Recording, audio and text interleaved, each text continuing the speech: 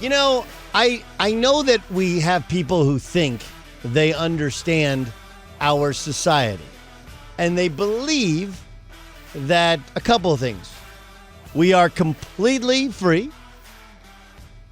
We have a free market economy.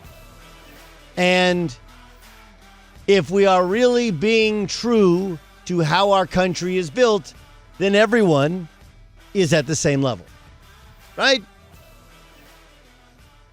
There's a thing called living, which once you do it, and the more you do it, you understand that, you know, what do I tell you? And I try and tell my kids, and other people will tell you as well.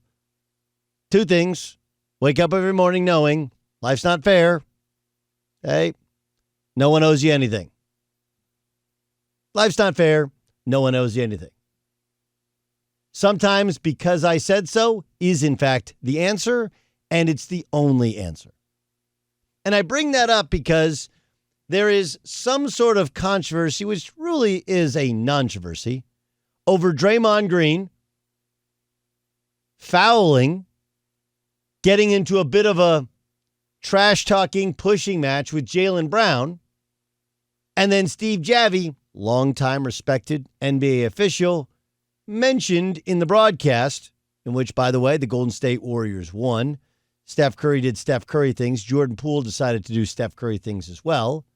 More on that and the ineptitude of the Celtics offense upcoming.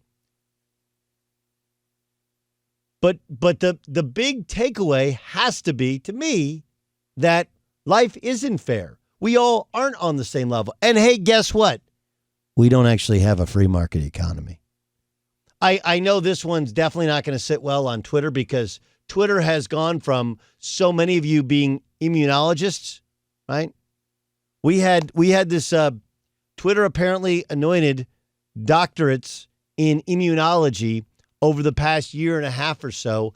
I had no idea that if you put enough tweets together, you could become an immunologist and tell me exactly how COVID was going to react to a vaccine that you truthfully don't actually know anything about, nor do you know about COVID, nor do I.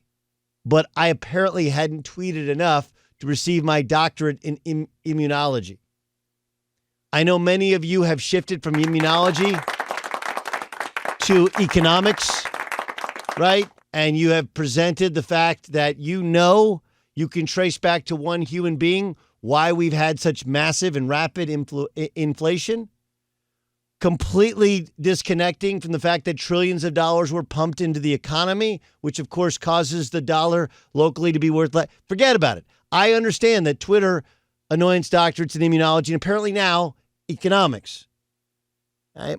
But one thing missed in your Twitter economics class is this. We don't actually live in a free market economy. What? Yeah, we get all these people, whether it's college and NIL or athletes or whatever, and, you know, look, it's free market. It's like, we don't live in a free market economy. I lived in a free market economy. It was in Russia. That was pure capitalism. And what'd you have? You had the haves, you had the have-nots. You had nobody in the middle, which is what we have politicians for years have talked about the middle class. That's what they know we need in order to be a functioning society.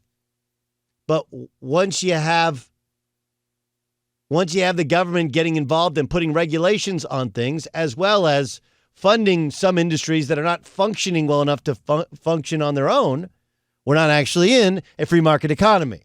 I'm not here to lecture you on econ. I'm a marketing major. I'm not here to lecture you on immunology. I'm a marketing guy, and I talk about sports. What I am here to tell you is that things that you believe to be true are not actually true. And this idea that, hey, officials are supposed to be every guy the same. No, they're not. No, they're not. Okay. There was a little bit of a kerfuffle. First, Draymond Green got what I think anyone could determine to be a bit of a reputation technical foul early on in the game. Right now, part of it is Grant Williams appears to have one assignment in this sporting event.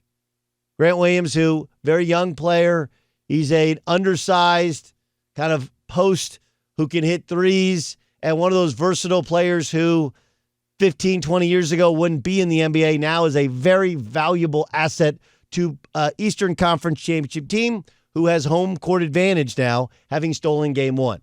Grant Williams is a good player, but his assignment appears to be get Draymond Green thrown out of a game.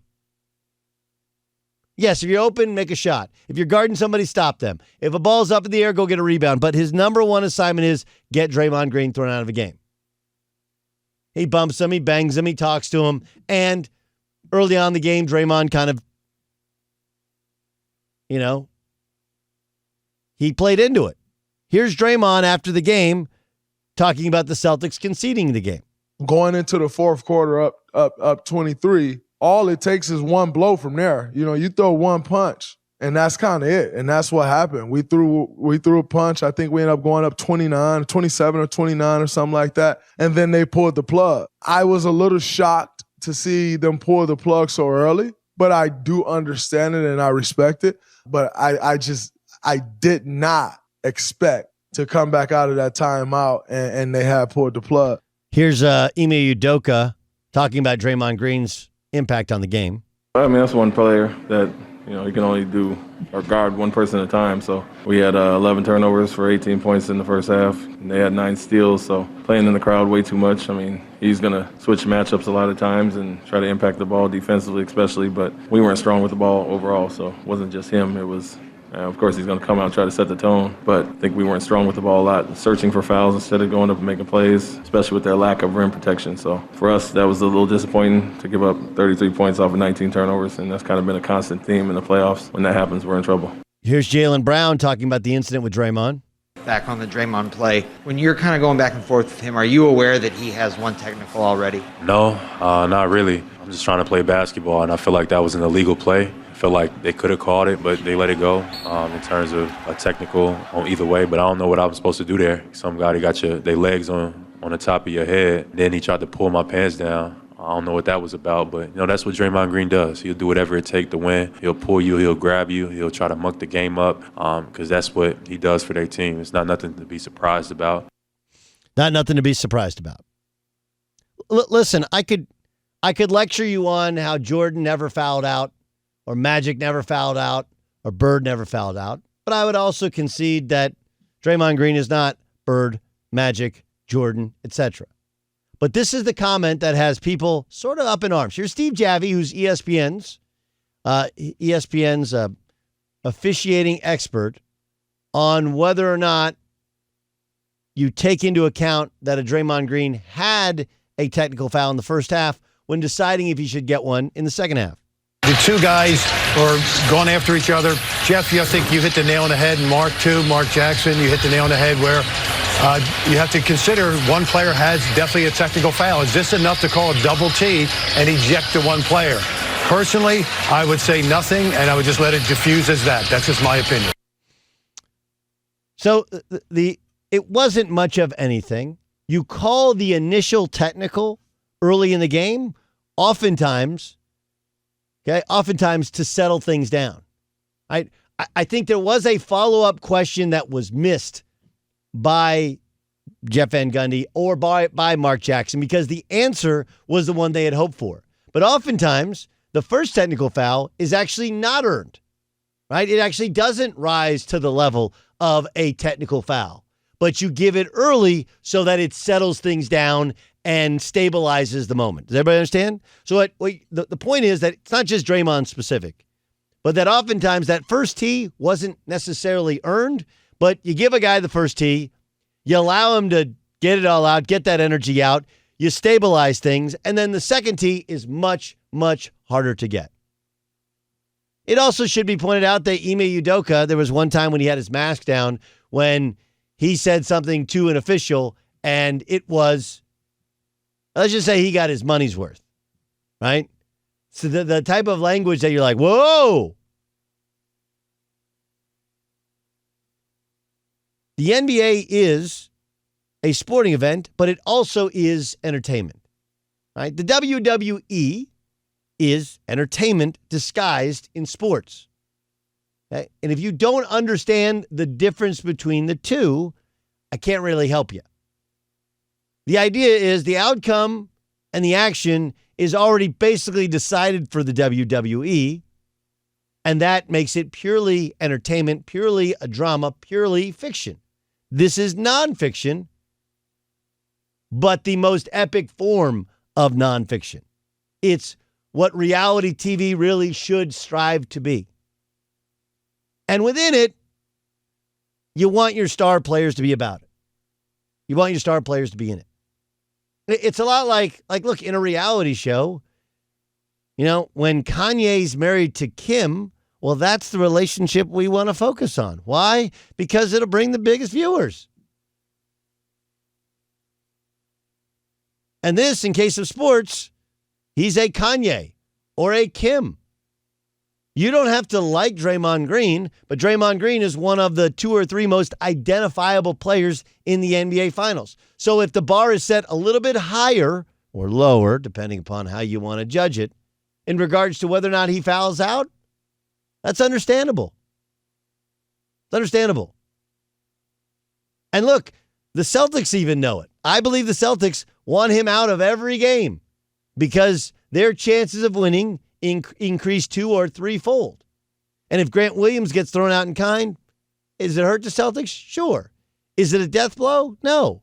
If you do that to the Warriors, it completely changes the complexion of the game and the series. Don't believe me?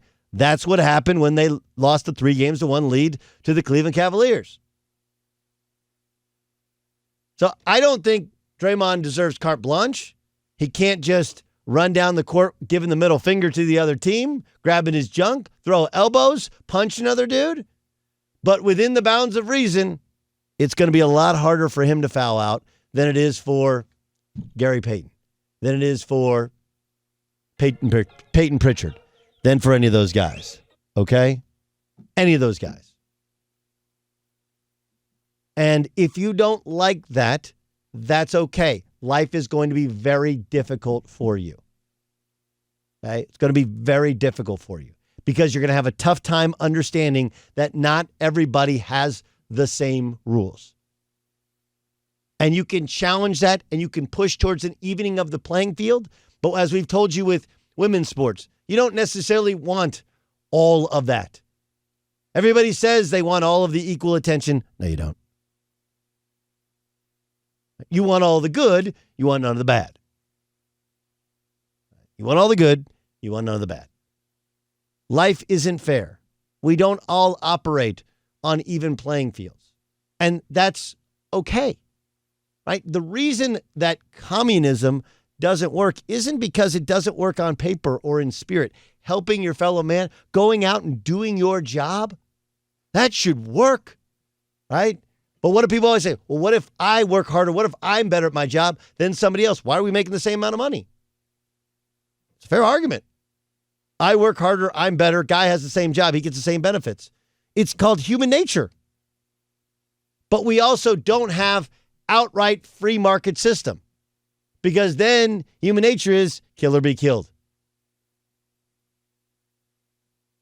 Lord of the Flies. Who's got the conch? Conch or conch? I think it's conch. It's a conch, right? It's spelled like conch, but it's conch. And don't worry, if you just did the Cliff Notes version, that's okay. I get it. I get it. But you do understand what I'm talking about, right? Okay. We don't live in a Lord of the Flies society. We don't live in a free capitalist. We also don't live in communism. We have some democratic communism. We have some regulated capitalism, and it's somewhere in the middle.